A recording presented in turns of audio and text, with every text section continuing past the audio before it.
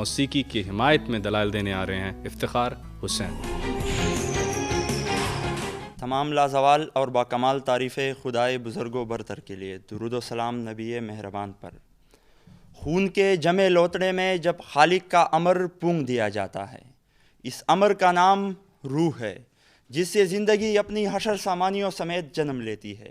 اس زندگی کے ہونے کا احساس جسم ہے، جسم کی منزل روح سے آشنائی ہے۔ تیرا تن روح سے نا آشنا ہے، عجب کیا تیری آہ نارسا ہے۔ تنے بے روح سے بیزار ہے حق، خدائے زندہ زندوں کا خدا ہے۔ جسم اور روح کا نقطۂ وصال ایک اضطراب ہے، جسے جسم محسوس کرتا ہے اور روح جذب کر لیتا ہے۔ یہ اضطراب جسموں کو مرتعش کرتا ہے اور روح وجد میں آ کر جسم کو عالم بے خودی کی سیر کراتا ہے۔ نغمہ جو حضرت داؤد کا معجزہ تھا، گیت جو سرزمین حجاز کی فضاؤں میں رچے ہوئے تھے، شاعری جو حالت وجد میں خدا کے بندوں پر نازل ہوا کرتی تھی، ساز جس کے مضراب سے روح کی تار کہیں اور جڑ جاتی ہے۔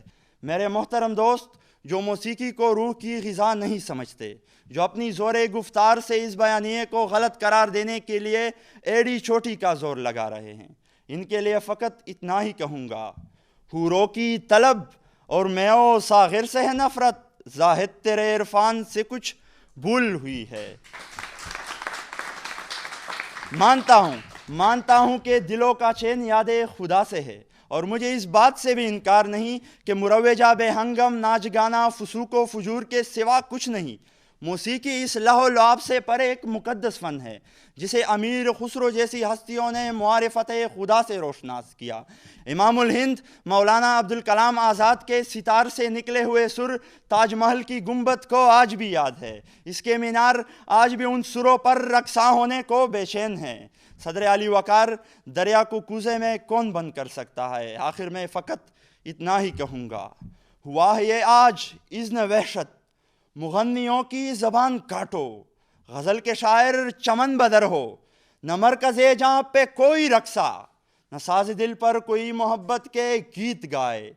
نہیں یہ کبھی نہ ہوگا، ہر ایک رگے جہاں نثار کر کے سماج کی قید سے ہم رہا کریں گے تمام روحیں۔ والسلام۔ ہمارے ساتھ موجود تھے افتخار حسین۔ اب میں آخر میں دعوت دینے والا ہوں سمیہ ثنا کو کہ وہ